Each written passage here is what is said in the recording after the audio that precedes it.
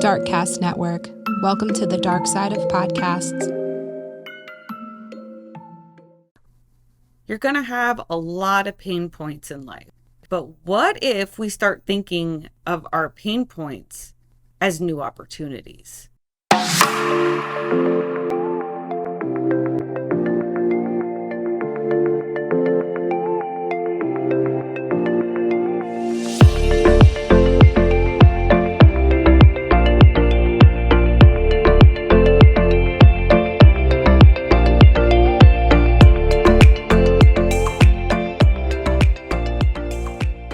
Hello, everybody, and welcome back. This is True Crime Connections, and I am Tiffany, your host.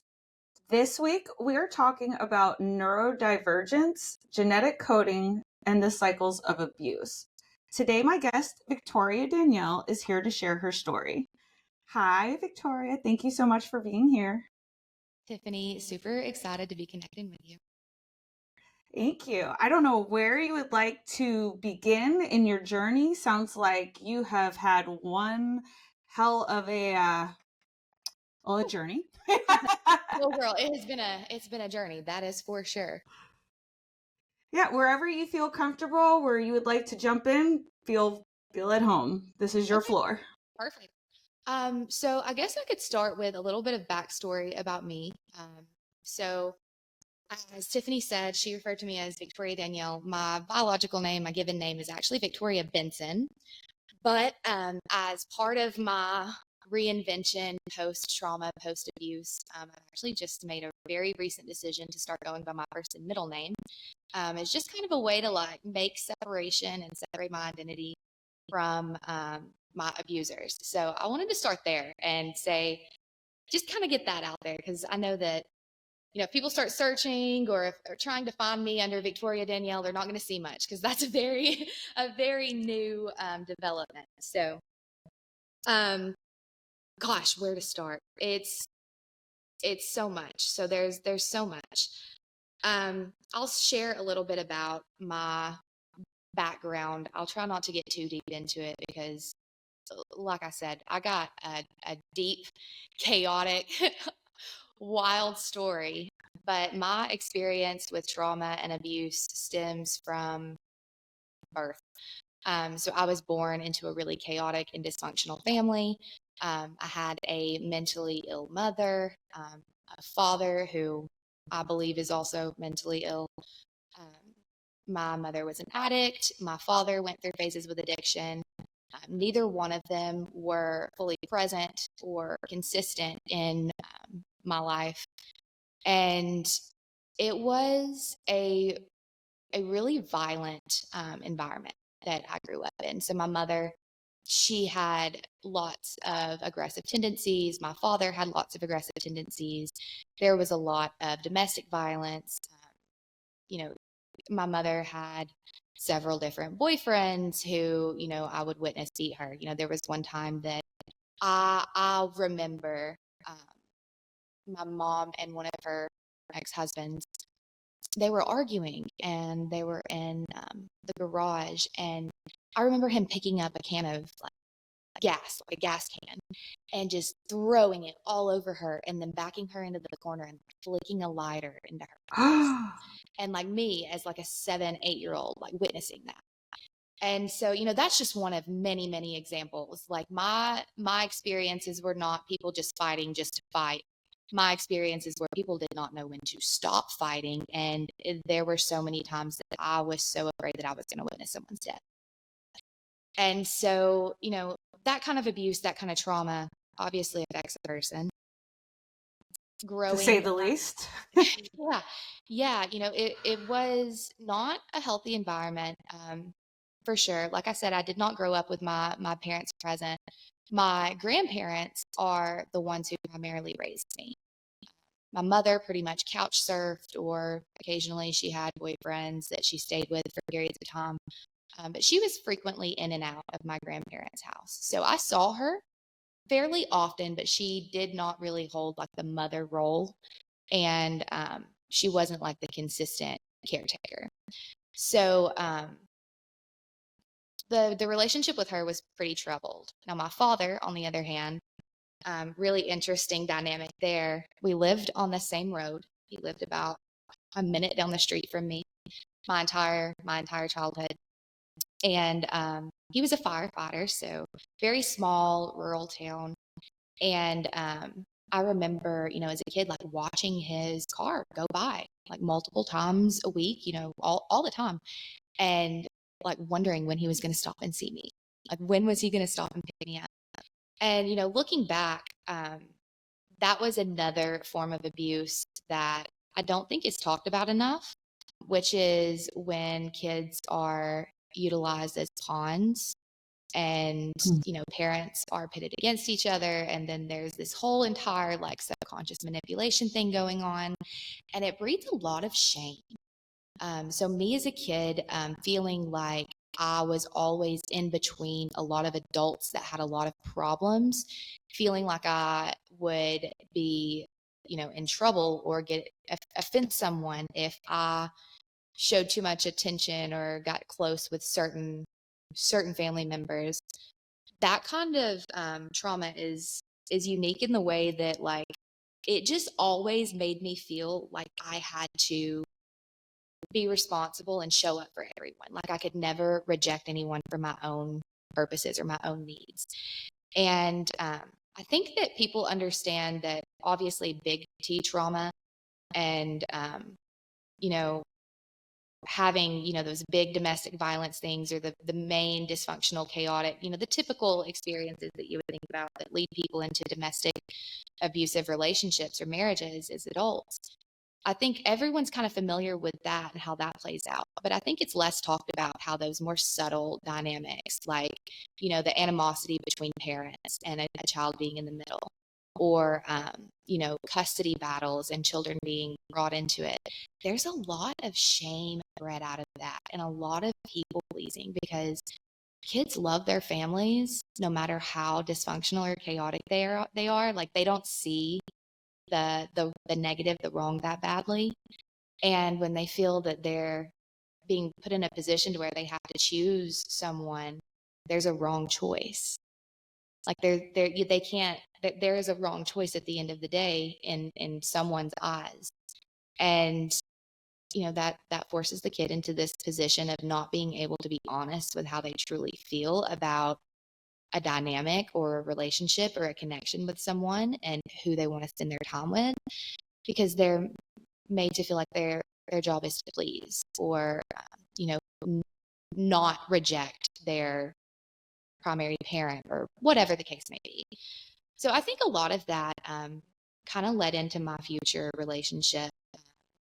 My now ex-husband, that was another abusive dynamic where I felt that I never had the ability or the right to reject someone or to walk away from someone or to not choose someone because it was always that shame-based programming that my family kind of put into me of, I was kind of this like caretaker. I was a very parentified child. I was everyone's go-to peacemaker, the oldest daughter. So of course, if everyone knows the oldest daughter dynamic. So I think that just being in such a parentified role as a child, and then also having that shame from, being forced to essentially value adults' feelings or other people's feelings or wants or needs more than my own, led me down the exact same path of, experiencing abuse, even though I knew better. So I can say that the witnessing physical abuse and physical violence, that's very easy to pinpoint. You never have any doubts or questions about what physical abuse is. You know exactly what that looks like. And I grew up with a lot of that. But the more subtle, subconscious, emotional abuse, financial abuse, verbal abuse, all of those things I also grew up with. But those were mild, in my opinion, in my experience, compared to the near-death violence. So many of the, smaller, complex traumas that, blend into forming your belief systems the way that your families interact with you, that becomes how your brain is wired. That becomes your normal. And you grow up and you seek that out because that is, again, normal. Anything outside that deviates from that is, wait a minute, I don't resonate. I don't like this person. I don't relate to them at all. And so my ex-husband and I met when we were 15 in high school. And so the whole entire high school sweetheart situation. And, back to that point of that I had just made about how you seek that out. Like anyone who doesn't relate to your experience just isn't, it's hard to relate to when you're young or when you're in your early adulthood and you haven't processed through these things. So we bonded over our similar, chaotic, dysfunctional home lives. And I'm sure you can imagine where that went. Yep. Yeah. The trauma bond was very real. The cycles of abuse and gaslighting and all of those things were very real. But, it started at a young age. And even though I was always had this gut feeling in my stomach that just something wasn't quite right about it, even though I couldn't really pinpoint, I didn't have the language or the understanding of emotional abuse dynamics or verbal abuse dynamics or the control dynamics. I didn't really have the conceptual ability to be able to make sense of those things. But I felt it in my body that something was wrong, that it wasn't right, that it wasn't okay. I wasn't happy. But again, I was never taught that it was okay to value my own feelings. Everyone else is bigger than mine, more important than mine. Ignoring my feelings was how I kept myself safe and in a position to, be the person that doesn't get left behind. That's how I made myself valuable to other people in my family and in my childhood. And so, even though it was very toxic and I would agree now looking back, abusive at a very early on state, I stayed with him for 10 years. Married him. It's a long time. Oh yeah. Oh yeah, it was. And I thought that it was just me, like like I said, my special interests, psychology, mental health, trauma, all of those things, those were all things that I very much so studied. And I knew that because of my trauma, I had all of these experiences that were going to make being in a close relationship difficult for me. And it was going to make me more sensitive to rejection or more sensitive to tone or more sensitive to language. And so all of these abuse tactics for the longest time, I thought were only triggering my trauma instead of it being actual abuse. So a lot of the time I'm like, oh, this is triggering this past situation of abuse. And I'm like, now looking back, I'm like, no, it was actual abuse. Like it wasn't triggering a past wound. It was a new wound. And, so it's things like that were difficult to work through. I believe you probably also had some abandonment issues because your parents were pretty much absent.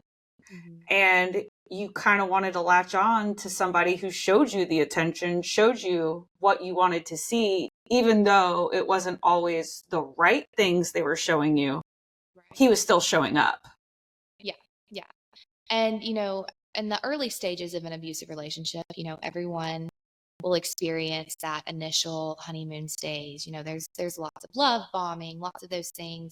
And, the moment of abuse, whatever that escalation may be, it is over really quickly. And the reconnection phase is usually pretty quick too.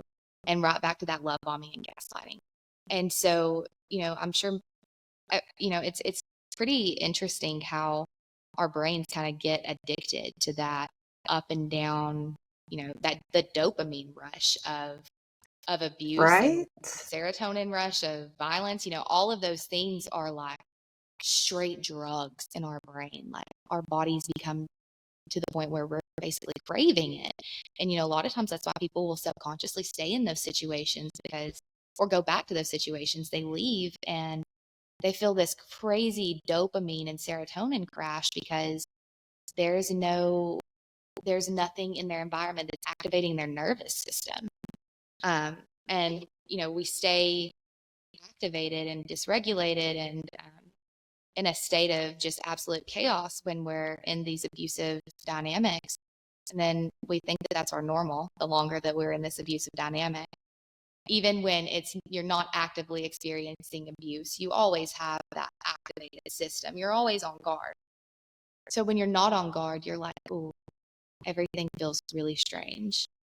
And it drives people right to it because their brains are craving that dopamine. And subconsciously, that's where they're getting their dopamine. So that's where their brain's telling them to go. The brain is such an amazing feature. Like it's amazing. It really is, because you can lie to yourself. You can actually believe your own lies because you're trying to protect yourself. And then once you try to relearn what you learned, like, no, this is not okay. It's a really hard balance to kind of juggle between, because a part of you is still like, but no, I mean, they really do love me. And the other part's like, honey, that's not love. Right. It's hard. And, something that I experienced a lot of with my ex-husband was this narrative that his anger, his frustration, his jealousy, his control, all of those things were born. If I didn't love you so much, I wouldn't get so angry. If I didn't love you, I wouldn't want the best for you. If I didn't love you so much, X, Y, Z. And it's really confusing. Like you said, the brain is an incredible thing, and we can choose to believe those things because it keeps us safe in that moment. During that time when there was so much chaos, and I knew that I think subconsciously I knew that I wouldn't have it. I didn't have the ability to mentally and emotionally, manage on my own. I think I knew that each time I left, I was going to be better. And it took 7 attempts before I was actually gone. I believe 7 is like that magic number. Yes, it is the statistic. And that blew my mind. I actually had to sit down afterwards and count it up when I saw that statistic. I was like, I wonder how many times it has been. But, the brain's a powerful thing. And, each time I left and came back, I had new beliefs about myself that I didn't have prior. I had new guilt. I had new shame. I had this feeling that I had done the wrong thing. I was the one that was weak or abusive, or I was the one that was, the typical gaslighting and narcissistic abuse situation. And, as an autistic person who really, I have an uncomfortable amount of self-awareness. It wasn't always true self-awareness, but I was always trying to look at myself and figure out where am I going wrong in this dynamic? What am I doing here? Because I was taught from a very young age that it's my responsibility to ensure other people are happy, safe, comfortable, and there's not chaos going on. And so I took a lot of accountability, radical accountability, for a lot of the problems in the abuse dynamic that were not my problems. But I'll say that it's at the end of the day, I think I can be grateful that I took that approach, because that's how I figured out that they weren't all my problems. He convinced me that it was me. You're the one that's, causing all the issues. You're crazy. You're just like, oh God. Oh, I love that one. Pisses me off so bad. Favorite. Yes, you're crazy. And I finally just got to the point where I just started agreeing. I'm like, yeah, do you see the laundry, the dish sink full of,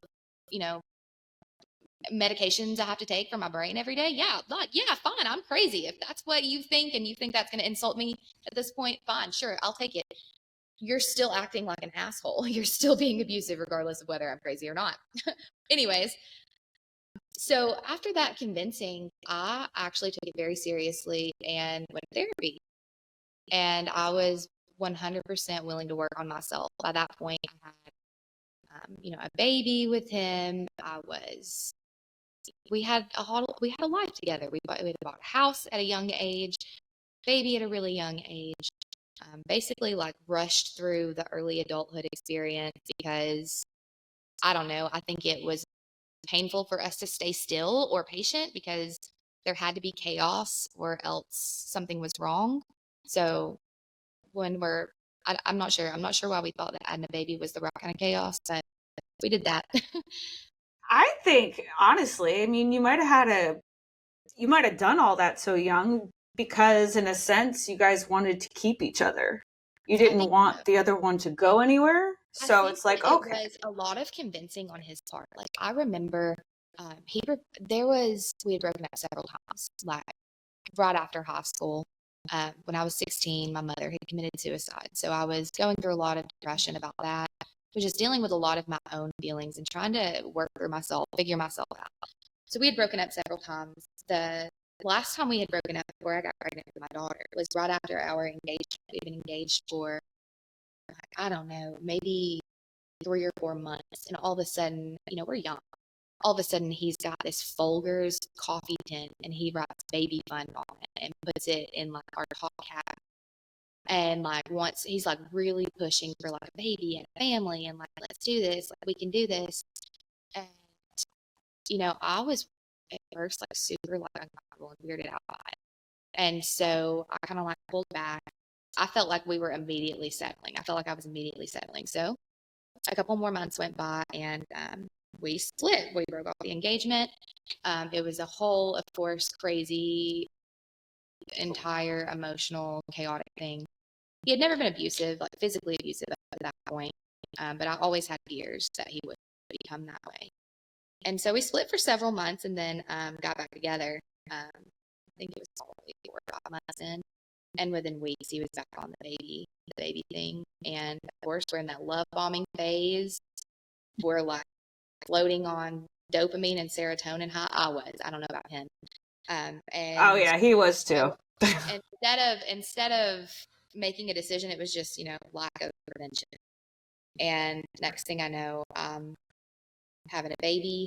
I had just moved back in with my grandparents. I was living in my childhood bedroom.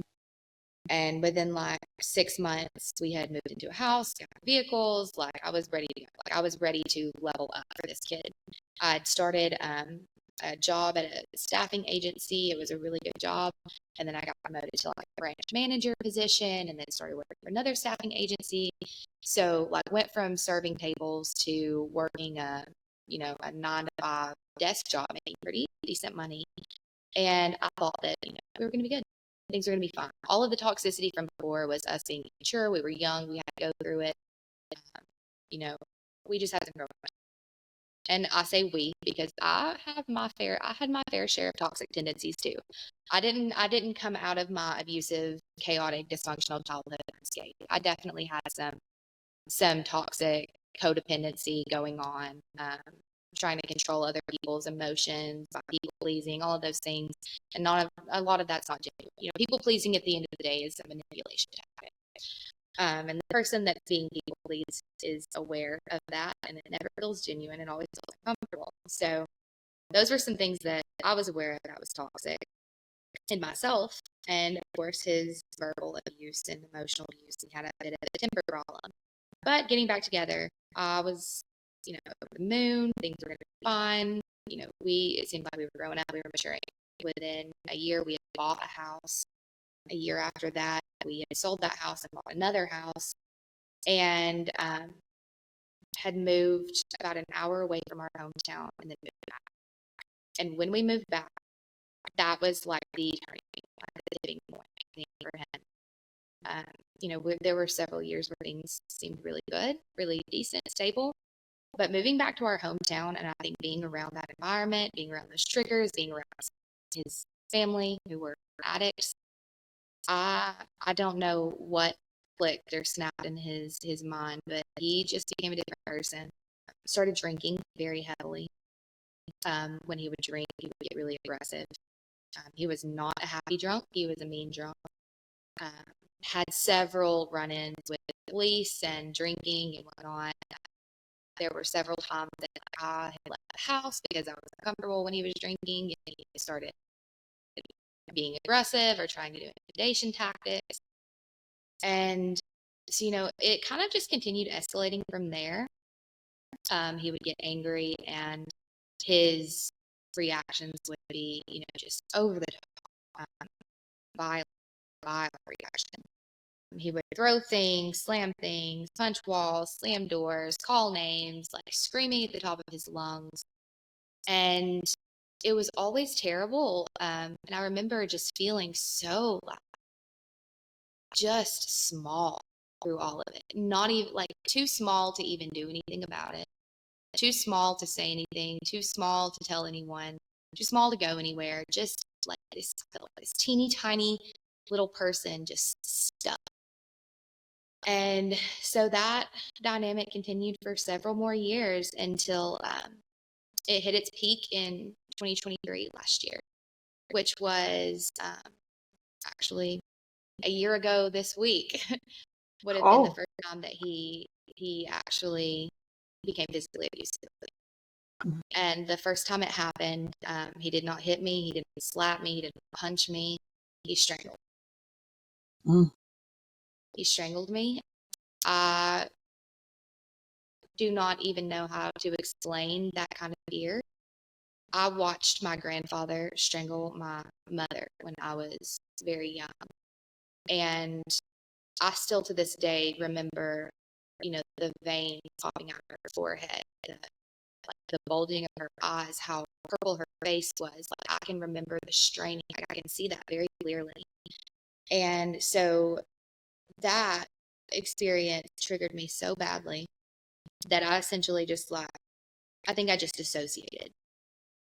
I think I just completely cut myself off emotionally because I knew I didn't have anywhere to go. I didn't have any way to leave. I owned everything, but he didn't have a job. He had quit his job, so he didn't have any money. I was the support person, and that's a scary position to be in. It's a really scary position to be in when you're physically or financially relying on your abuser, but also I think it's just as scary when your abuser is reliant on you, because that moment you try to leave, they've got nothing. So within, weeks, he lost everything he'd ever had. So that situation was terrifying. I remember it very clearly. He had strangled me. That happened 2 more times. And then again, the very final thing that happened was back in September, he had another one of his big meltdowns, screaming that he hated me. He had started threatening divorce a lot, started saying that he didn't love me anymore, which was fine. Honestly, I was just so detached that I was waiting on him to go. I was waiting on him to be the one to make the move. The more I pulled back and withdrew and stopped feeding him with that supply of, any kind of attention, I stopped feeding into all of the arguments and the chaos. And so that's when he started threatening to leave. And the last day, he told me that he was going. He wanted a divorce. There was a whole entire argument. I remember him screaming and yelling. I remember being on the couch working. So I work from home. And him coming over and screaming over me on the couch, punching the couch, every bit of force he had right next to my head. I remember him going back and forth from our living room to our bedroom, just slinging clothes, trying to grab things that he could leave with. And I never even stood up off the couch until he went into our kitchen, and I heard something fly across from our kitchen and hit our living room wall. And then I heard something pull out of the knife, the sound of a knife being pulled out, a metal scrape. And that was the moment. That was the moment that I was like, he's about to kill me. He's going to do it. He's going to do it right here, right now. And I was still sitting on the couch in our living room. I immediately picked up my phone, called 911, put it in my back pocket, and stood up to go see what the hell he was doing. I was scared as hell. And he had this knife, and he was coming toward me with it. And he had the knife in one hand, and with the other hand, he was punching the wall as he was walking. With every punch, he was screaming, "I fucking hate you! I fucking hate you!" at the top of his lungs, scary man voice, very scary man voice. And at that moment, I pulled my phone out of my pocket, and I clicked the speaker button. 911 was already on the call, so they heard a little bit of it. And she was saying, ma'am, what's the address? What's the address of your emergency? And he stopped, and it looked like he was a deer in headlights. And he started like backing up, and he still had the knife in his hand, and he looked like he was in pain. Like it looked like a desperate man in a desperate situation. And I don't know if any of your viewers, any listeners on here have ever seen the eyes of a very desperate man who is about to do some scary shit. I will never forget the look on his face, the look in his eyes when he realized the cops were coming and he just had a knife in his hand and was about to kill me. Because it was almost like he was contemplating, do I do it now or do I go to jail? Do I do it and get it over with, or am I going to jail? And it's like he sat there. There was just like a few milliseconds, and I went walking toward him, and I was like, you have to give me the knife. You're like, I took the knife from him. It's a 12-inch butcher knife. He was just kind of like frozen, I guess, like in indecision. And I was moving super slowly, and I was like, you have to give me the knife. And he didn't even move. I took the knife from his hand. And the next thing I know, as soon as it's from his hand, he's running out of our door, slams the door, gets in his car, slings gravel backing up out of the driveway. And I run to our back door, lock it, run to our front door, lock it. I'm still on the phone with 911 at this point. And so I'm watching out the window. I'm telling them that he's leaving. Next thing I know, he's put the car in reverse. He's coming back up the driveway, slinging gravel, knowing that the cops are on their way, knowing that they're on their way. And when I saw him pulling back up, I was like, man, he's coming to kill me. He's coming to kill me right now. Y'all, please send them fast. Please hurry. And so the two main doors to get in were locked. And I went through our bedroom and out to our back porch. And I could see through that glass door. I left the bedroom door open so I could see when he was coming, and had enough, I would have to run. So I stayed on the back porch because I didn't know where he was in the house. I didn't know if he was outside. I didn't know if he was in the corner. I wanted to be able to see, and I wanted to have multiple routes to go. So whether he came around the back to the back porch and was in our yard, I could go inside that door, lock it. If he came in through another route, I could go through our backyard to somewhere else. I don't know where I was going.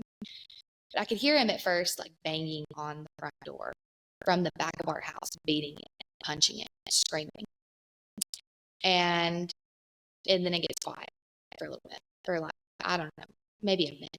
And I'm just really intently listening. I'm still on the phone with 911. And the next thing I know, he's busting through our bedroom door. He had gone through a window. He had gone through a window. And I took off running, barefoot. Just took off running. Didn't have a direction. I just took off running. Ended up in a neighbor's yard, and still on the phone with 911. And he came off the back porch and followed me. And then when I was far enough in front of the neighbor's house, he stopped. So we were about maybe 30 feet away from each other. And he was screaming, crying, just absolute hysterical, pure desperation mode. And then the cops pulled. And as soon as the cops pull in, he goes completely calm. Pulls the entire narcissistic, abuser act of, he didn't do anything wrong. He's so calm. And I'm still hysterical because my husband almost just murdered me. So he's calm. He's fine. He's communicating with them. I can't even formulate words. And so they don't do anything. Stop it. They think it's just an argument. He doesn't walk away in cuffs. I call my best friend to pick me up, and I stay gone for 2 weeks. That entire 2 weeks, he refuses to leave the house. He harasses me on the phone. He blows up my phone with text messages. He threatens to take our kids from school and leave with them. Just absolute nonsense. I had to get a restraining order. And 3 days after the restraining order was issued and he was forced to leave my house, the house was in my name, forced to leave the house, he showed back up around 10 p.m. at night, had parked his car down the street and walked in the dark to come to my house. And I still don't know what his purpose was for coming there.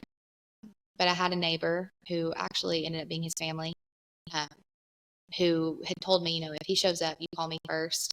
I can get there faster than the cops can. Let me know. I'll come up and help. And then you call the cops. So I told him to leave through the door. And he was being very adamant no. So I called the neighbor and I was like, I need your help.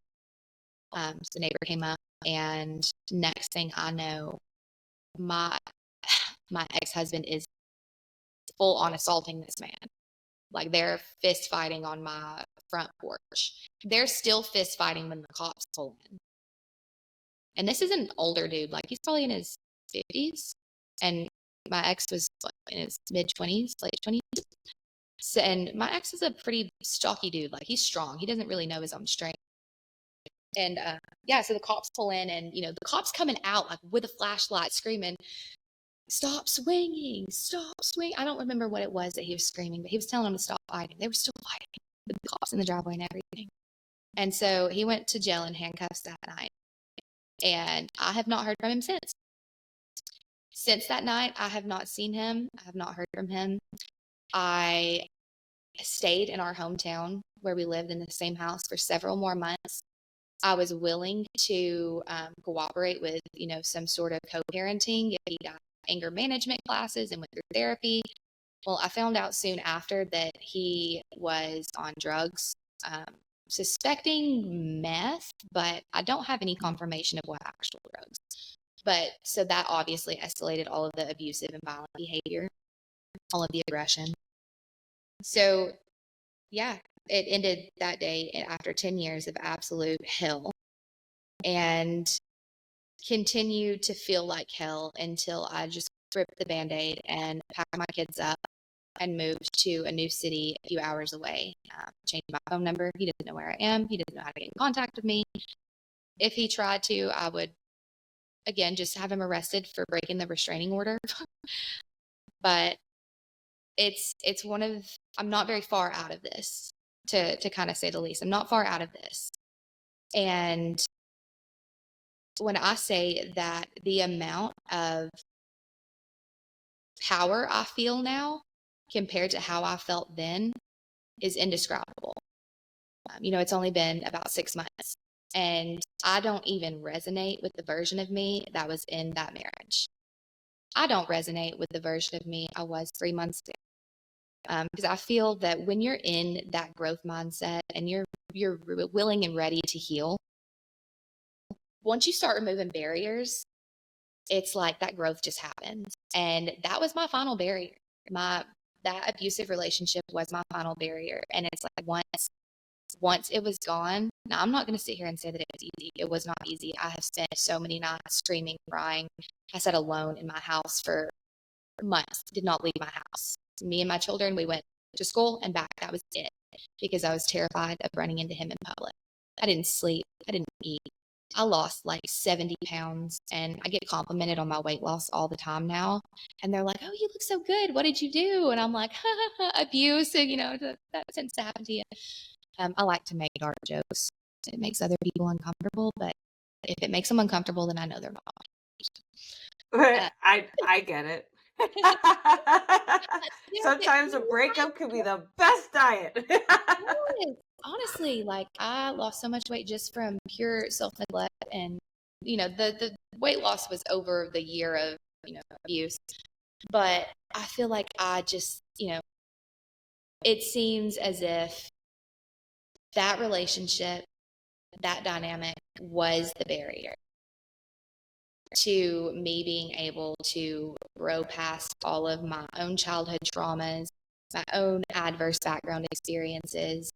I've always had the drive to want to do differently. And he always convinced me that he had that drive too.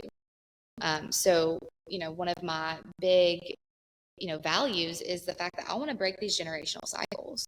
Like, I do not want to repeat the same mistakes that I watched other people repeat. And, you already know how that's going to turn out. Like, we already know how that's going to go. I want something different. I want something I haven't experienced or witnessed. And, he had convinced me at a young age that he was the same way. He wanted to break those cycles. He wanted to do those things, wanted a different life. And I realize now that a lot of people will say that, but in his case, I think it was really more so a manipulation tactic. And maybe he did truly want to. Maybe he was really just too deep in his own demons. But I feel that when somebody really does want to make changes within themselves, nothing's going to stop. That becomes your new dopamine. I swear, like when you decide that that's no longer serving you, you want to grow, you want to become better, that fills all that up because now you're feeding off of your growth, and that's so much more healthier. Oh my gosh, I know. Like I don't know if you're a Taylor Swift listener. Are you a Taylor Swift listener? I do. I'm a Swiftie. What can I say? Okay, so her album that dropped today, The Tortured Poets Department, I was listening to that before we joined this morning, and I was getting ready. And there are several songs on there, but there's this one called The Smallest Man Who Ever Lived. And it had me in tears. It had me in absolute tears, in like the most complex of ways. It was like the strangest mixture of gratitude and grief, but also one of those, like, you watch those coming of age movies when, like, the girl's closing her trunk, she's moving, she takes off driving into the distance, and it's like she's starting her new life. It's, one of those like really emotional scenes. That's how I felt, just like sitting here and just kind of reflecting and thinking on like just I'd say the last 2 years of my life, but more so the last 6 months. I can't even describe the excitement that I feel when I accomplish something that I used to think would be impossible. Sitting here speaking on this podcast, if you had told me 6 months ago I was going to be on a podcast, I would have been like, you're absolutely nuts. Like, no, there's no way. I don't speak at all. And it took a lot for me to like start learning how to use my voice. I started making like video journals just as an after practice of vocalizing my thoughts and feelings, because I pretty much stayed mute for the longest time. You can't really vocalize your thoughts and feelings when you're in an abusive dynamic. There are consequences to that. So I started doing that, and then I started making like little silly TikTok videos just to kind of process. And, the more I made those things, the more I realized like there's nothing nothing bad's happening. Like, wow, look, no one is busting my door down to tell me I'm a terrible person or to tell me I'm weird or I'm annoying. Like, look at that. I can speak. And sometimes I do have some valuable things to say.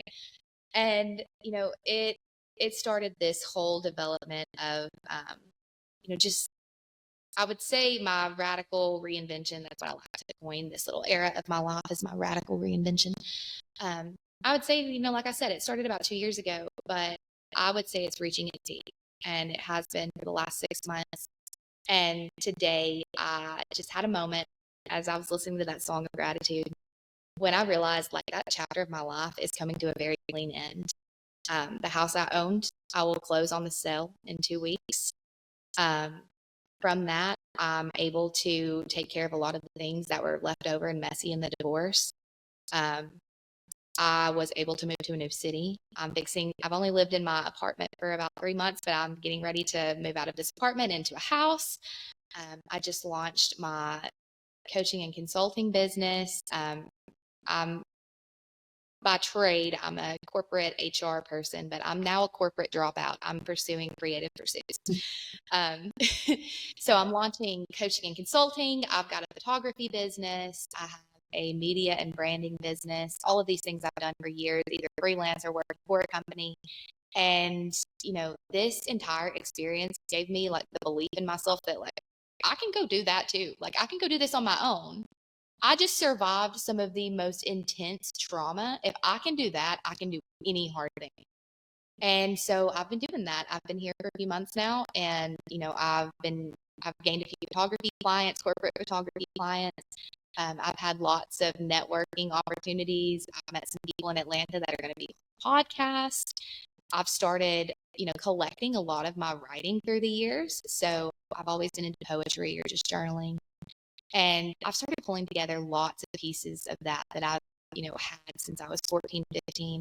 And eventually I think I'm going to compile it into just some sort of book, probably for a good ADHD brain that's not going to sit down and read a whole book. It will probably be something like, just snippets of poetry, names of songs, pictures like quotes that I find inspiring, just a random compilation of my healing journey that other people might find interesting. And then I love it. Yeah. So therapy will be the biggest. Obviously, I'm going to shout to all of your listeners, please go to therapy. There's nothing wrong with going to therapy. Please do it. And I would personally recommend a psychotherapist, especially if you've got complex trauma or if you're neurodivergent in any way. Um, Cognitive behavioral therapy is incredible, but psychotherapy, that is where I really was able to dig into not only the things I was experiencing, but the reasons underneath that I was allowing myself to experience those things. So huge one there.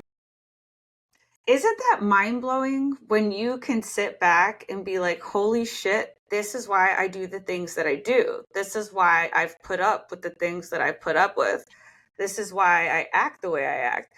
It's crazy. It is absolutely mind blowing because same with me, there was 14 years of dealing with abuse in 2 different relationships.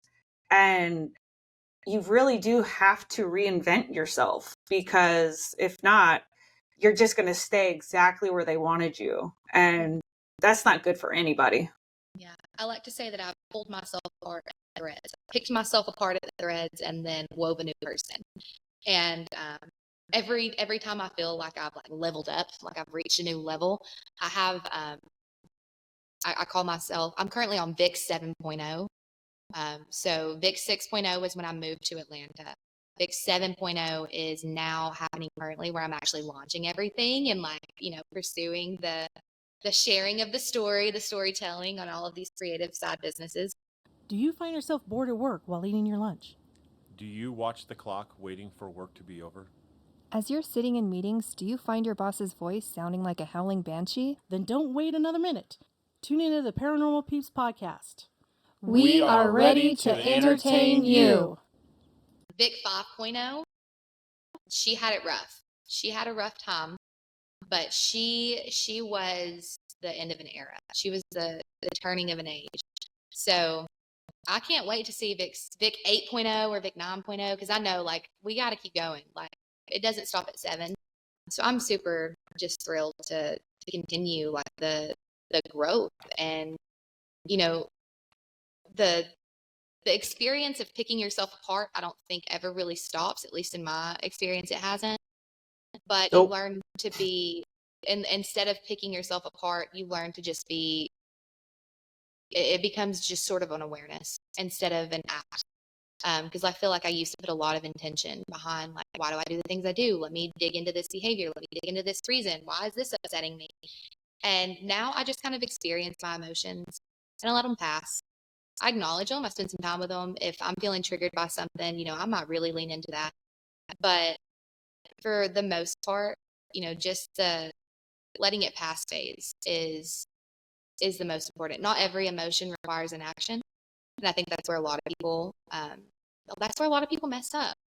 Everyone has these big emotional experiences. We're human. That's what we are, we are designed to experience emotion. That is what sets us apart from the rest of the animal kingdom, our ability to experience emotion and connection and our sensory experiences. And so that's what makes your human existence, fruitful and inspiring and meaningful, is all of these deep emotional experiences. And when they happen, a lot of people think they need to do something about it. And that's the thing, is your emotions, you're processing through this trauma. Whatever you're feeling, it doesn't require you to do anything. It just requires you to acknowledge it. Maybe add a name to it in your mind. You start feeling anxious when you're triggered by something. You can acknowledge, wow, I'm feeling really anxious right now. And then you just sit through that anxiety. You don't have to go problem solve. Do something that makes you feel better. Do something that boosts up some dopamine or serotonin or calms your body down. You should see your emotions as clues. They're usually prescriptive. They're not to-do lists. They're not action items.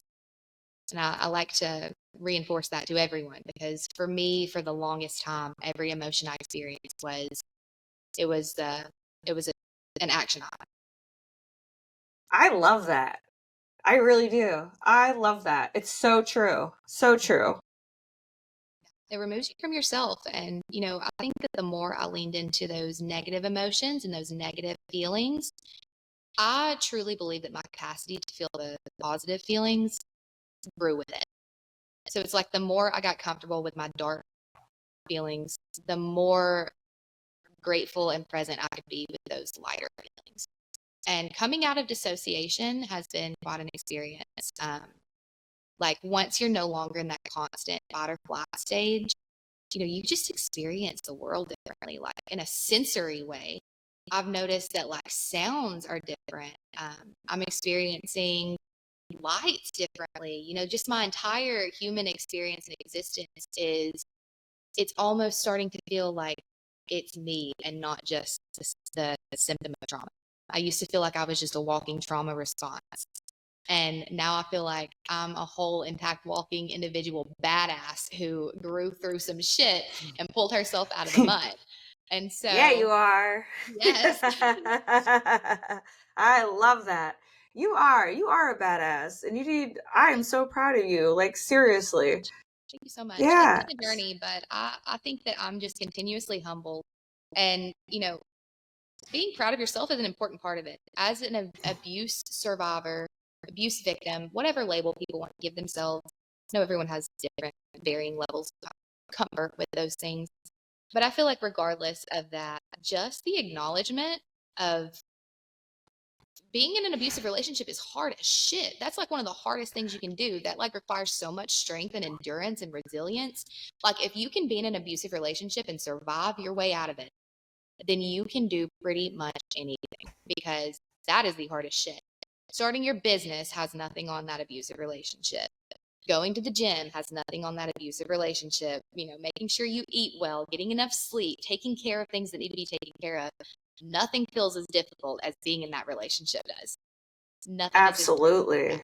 Well, Remove that because it barrier. attacks you from like so many different areas. It does. It really does. And it lasts. It sticks until you make that choice to go and start unlearning it. And our brain is constantly forming connections, and it's forming beliefs, and it's constantly looking for confirmation that what it believes is true. And if you believe that you deserve abuse subconsciously, or that you're not worthy of love, or that everything is unsafe, then your brain is always going to allow you to stay in situations like that. So it is really important, I think, to start digging in, unraveling, do your therapy, remove those barriers, and then see what you're really capable of. I had no clue. I always felt like I had this like energy or drive in me that I could do so much if only I could stop spinning my wheels. Well, I wasn't spinning my wheels. I was being held back. It wasn't me. Right. I Big was difference. dragged back. Yeah, it's a big difference. Big difference. Yeah, I mean, once you can identify where you need to go and start on that road, don't ever look back. Keep driving, because it's only going to lead to greatness. Where you are now, it's going to lead to you staying stuck exactly where you are, and you will never grow. You will literally get what you settled for.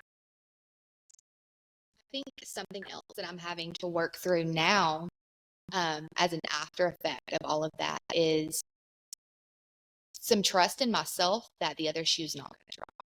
So that's been a huge experience. So like as much pride as I have in all of my growth, and as much humility I have with all of it, I still have this deep fear that, oh no, like I'm going to experience something and my psyche is going to break, or like it's just going to fall apart. Everything's going to fall apart. I'm going to lose my coping skills.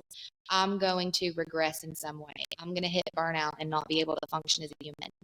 And, those thoughts still nag at me, and I have to remember to counter those, because yeah, anything could happen. I could get in my car and get on the highway tomorrow and get in a car crash and die. Like if I want to go down the route of thinking about all the bad things that can happen, now that I have good things in my life, I'm removing myself from experiencing the good things.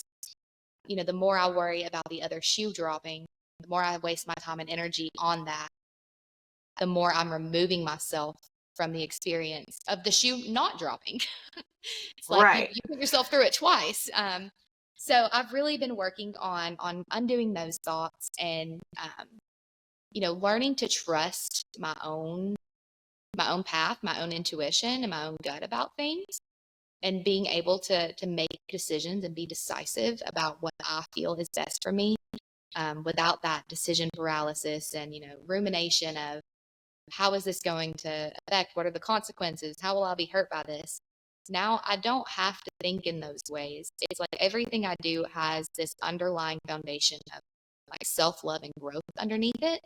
So any attempt I make, any decision I make, I already know I'm looking at it through those lenses.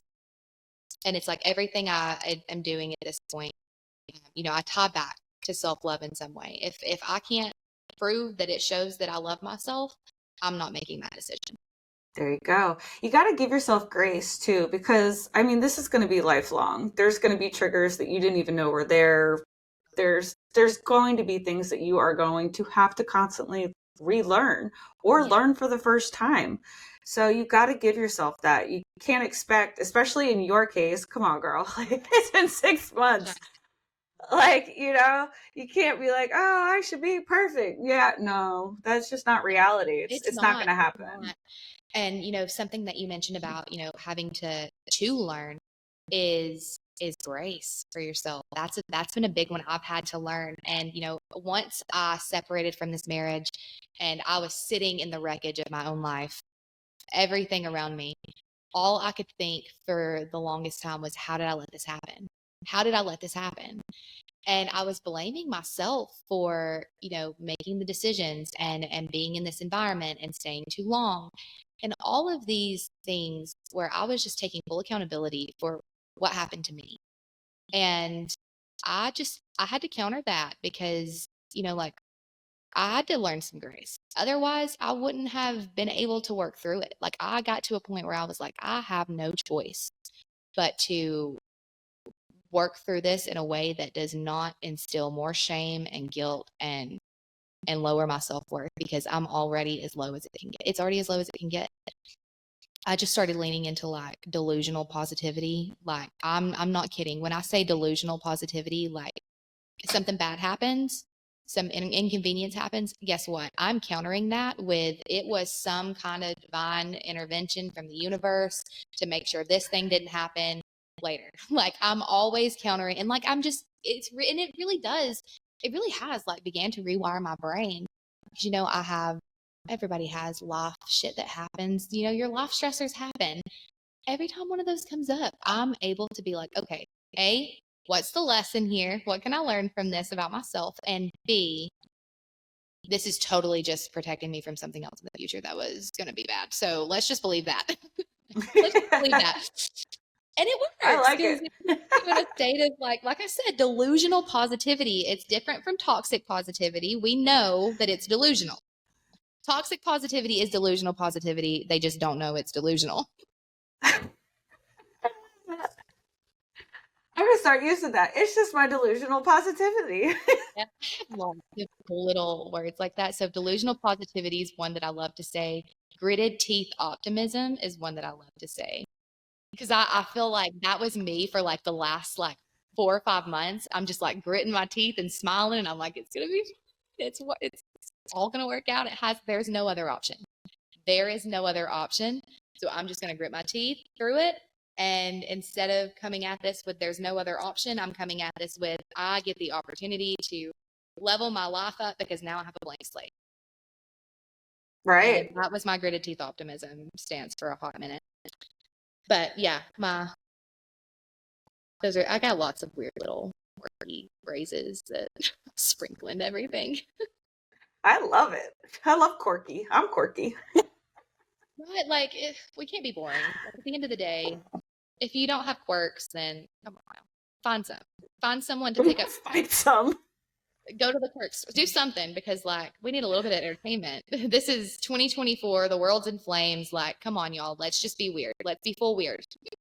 For real. I mean, it's the only way we're gonna get through it. Seeking weird reality and authentic people. Like, people want the weird. You have found your people. That's how I know when I have found my people, is when I can be like, all right, how weird are we gonna get? Like, I'm constantly like judging, like I'm gauging like what's the level of weirdness that's appropriate in this environment with this person. And if it is too low, then you're not my person. Because I love it. I don't know, I might break out into song or dance. I might drop a few SpongeBob references. I might like say something that reminds me of a song line, and the next thing you know, I got to sprinkle that song line in. I get a little bit chaotic and quirky, but that's okay because hey, at least I'm not depressed and miserable and abused anymore. Like that's where I'm at. I'm like, you know what? I don't even care if people think I'm weird because people used to think I was miserable. Right. Absolutely. I'm the same way. Like my mind is like a freaking jukebox.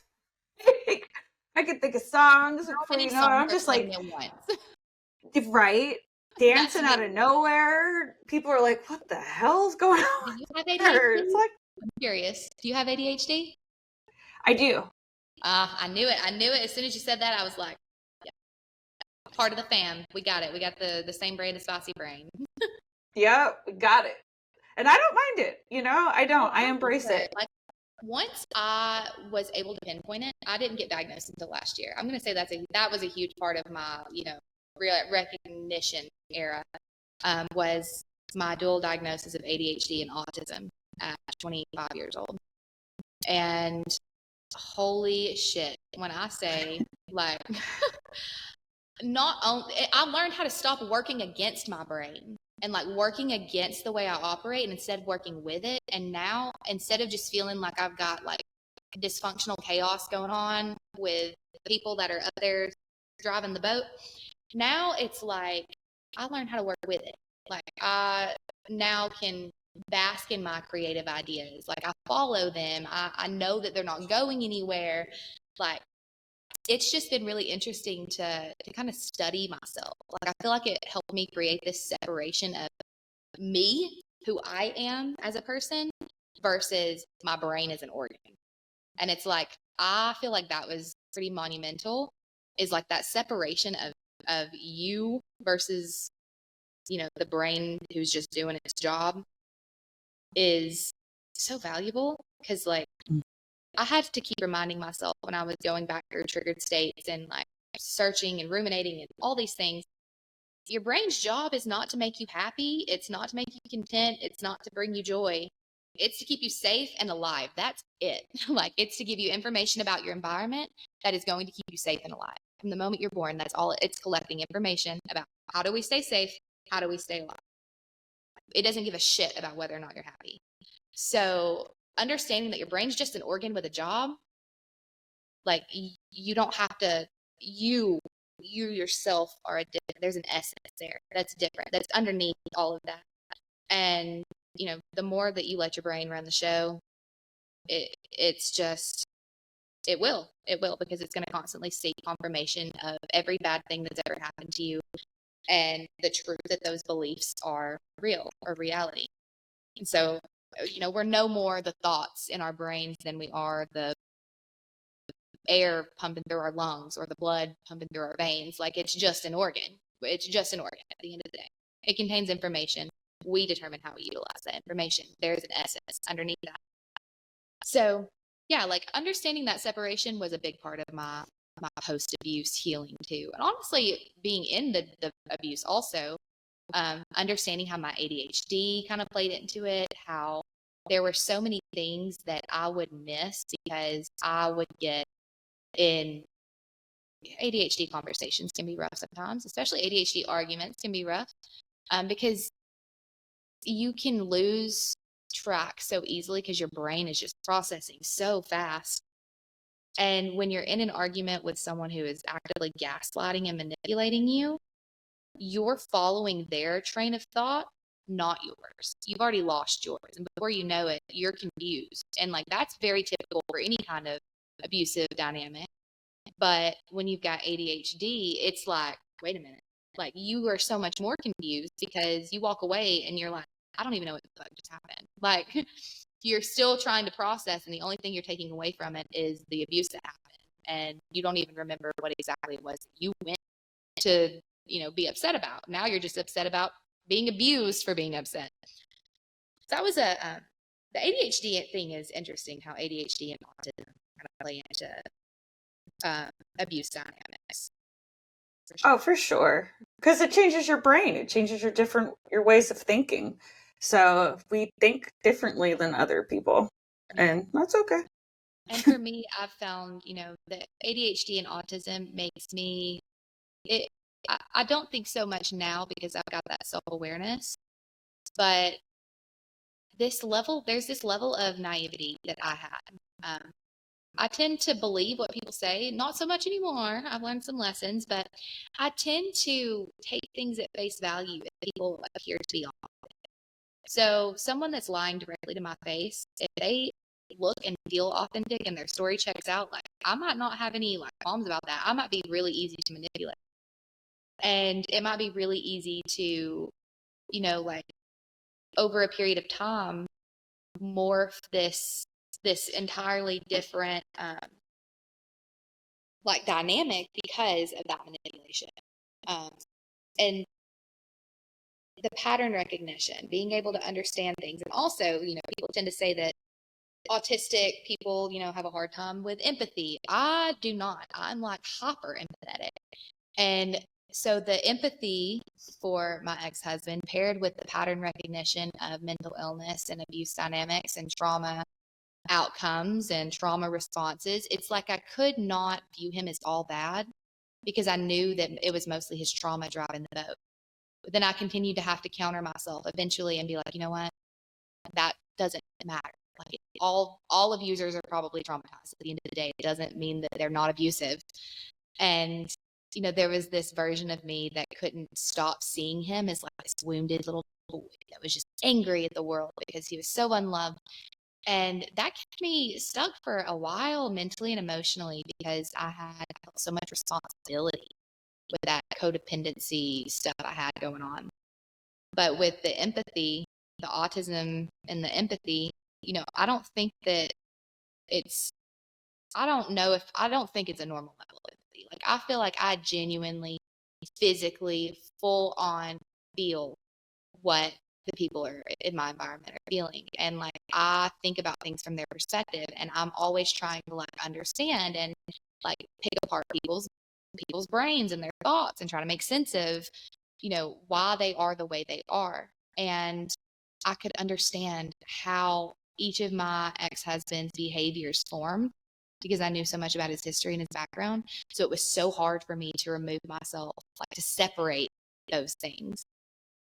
It's like I wanted to see him as the version of himself that he was when he wasn't traumatized and triggered without taking into consideration that the triggering behavior and the trauma responses were still him at the end of the day. He's still driving the boat here. And, we all say our triggers are our responsibility. They are. But Can't let it define you. it can't like become actually who you are. And I feel like Right. that is one of those things. Like I think my ex-husband, please edit that out. I think my ex-husband's triggers became who he was. And his trauma responses and the way that he coped with those triggers became who he was. For example, the alcohol and the drug use, obviously those things come with experiencing trauma or having mental illness. You're just seeking a way to be more comfortable in your existence. And it's not healthy either way at the end of the day. Absolutely not. Nope. Got to deal with it a different way. All you're doing is masking. Yeah. So what is going to be the name of your podcast? So it's called Radical Regards. So that is kind of this whole radical concept is very true to me. And so I think everything is kind of themed around, like radical transformation. So the podcast will host lots of different guests that will come on that are going to share their personal background, maybe their trauma stories, maybe we'll have some trauma dumping. I don't know. It'll be a little bit lighthearted. A variety of people. Like there's a very niche topic that I'm talking about on my podcast. So I want all kinds of people. You don't have to be a mental health expert. You don't have to be a life coach or a personal development expert. I want the, VP of HR at some company to come and tell me about how he grew up in a super abusive dynamic and then paid his way through college and now is, leading this department. I want to hear from people who are real, that have real stories. And I want to see how they have actually transformed their lives. And beyond that, I have lots of advice and lots of lessons to share. I've drawn lots of conclusions from my own experiences. And granted, I'm not a psychologist. I don't have, a psychology degree. I did go to school for industrial organizational psychology, but that is a whole different ballpark. So, like the credibility that I bring is purely in my own life experiences over the course of 26 years. And tons of research, and tons of, conversations with other people, and lots of therapy. So I'm not, the goal is not to teach people or, therapize people via podcast, but the goal is just to share some inspiration, some good stories. And, I want to hear from people that are maybe a little bit unconventional. You're artists, you're people that grew up and started down a corporate path, and then they were like, forget that, I want to do something different. I want to hear from the rebels, the weirdos, the change makers, the generational cycle breakers. So it'll be really interesting. I've got lots of marketing going out for it over the next few weeks. We're lining up guests for the first few months, and I'm going to be talking about it on several other shows, this one. So I'm really excited about launching it, and I think that it'll be really valuable for the audiences that are kind of looking to get out of their phone and level the fuck up.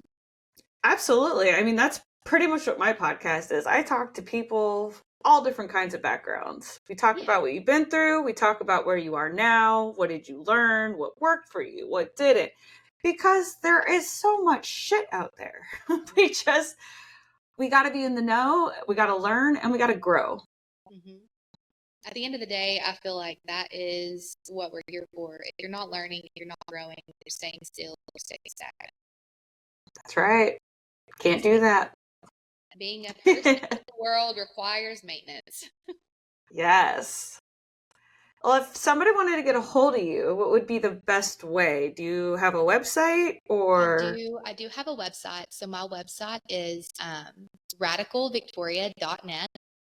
And that also has links to my 4 businesses. So if you are looking for any other kind of, I've got a coaching and consulting business where I work with business companies. My professional background was in, like I said, corporate HR, but precisely a little bit more specifically in like people development and learning and organizational development. Diversity and inclusion. I led some programs at my old corporate job. I led a corporate diversity and inclusion council. So there's lots of business related things that I bring to the table. And what's really, I think, interesting about my insight is that they're really born at like this intersection of business, psychology, and humanity. It doesn't focus on just one. My recommendations are not just business recommendations. They're going to be recommendations that are going to A, improve and enhance your people's lives, B, improve and enhance your business, and then C, grow profit, grow your stability, your loyalty, your brand presence. Because at this point, I think Gen Zers that are up and coming, we're pretty specific on what companies we want to spend money with. We want companies that are, good, solid, human-centric, people-centric companies that are doing good things and ethical things in the world. And so that's kind of where I'm coming in with the Radical Minds Consulting, is leadership engagement, employee engagement. I do keynote speaking, some things like that. And then I have a visual branding and photography business where I work with small businesses and other local businesses in Atlanta. Could always work with other non-local people too. I have Rad Creative, which is where I do like media, copywriting, content creation, graphic design, things like that, and then of course the podcast. So I'm a little bit all over the place. I'm like a creative at heart, and I love it. Stay inspired as long as I get to, just bask in all of my creative pursuits. I get really stagnant if I'm just bored. No, I get that. I started a nonprofit and I'm actually just getting ready to get my certificate in life coaching. So, That is so exciting. I'm curious how that'll go for you. You'll have to we'll have to stay in touch because I'm we're looking forward. definitely going to talk Ooh, I love for it. sure. Awesome. Yes, Well, I appreciate the shout out for the website too. So again, that was of course. radicalvictoria.net. And I'm also on Facebook and TikTok. All of those are going to be linked on there too. So Okay, perfect. I'll make sure I put the links in the show notes. And I just want to say I am so damn proud of you, and thank you as so you much. should be of yourself. And I just thank you so much for being here and sharing your story. This was very inspiring. Oh, thank you so much. That means a lot to me. And full disclosure, this is the first time I'm actually telling that story like publicly. So y'all heard it first here. Tiffany's got the deed. Yay! I like it. um, cool. I could get into the weeds with it, but I kept it pretty mild for this one. But Yeah. I'll have to come back No, and you're maybe good. do a deep dive into some of these situations. There's so much more that I didn't tell you, Yeah.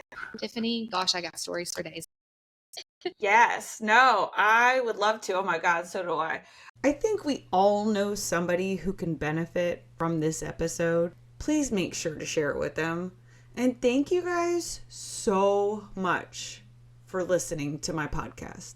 This really means a lot to me. If one of my episodes has helped you in any way, I would really like to know. It's important for me to know that the work that I'm doing is actually helping people. If you want more of me, make sure to subscribe to my YouTube channel and follow me on Instagram and TikTok. If you or anyone you know is in need of national hotlines, please go to truecrimeconnections.com. I have all the phone numbers there listed for anything that you could possibly imagine. All right, my Renowned Roots community, keep building hope and gaining strength. Until next time.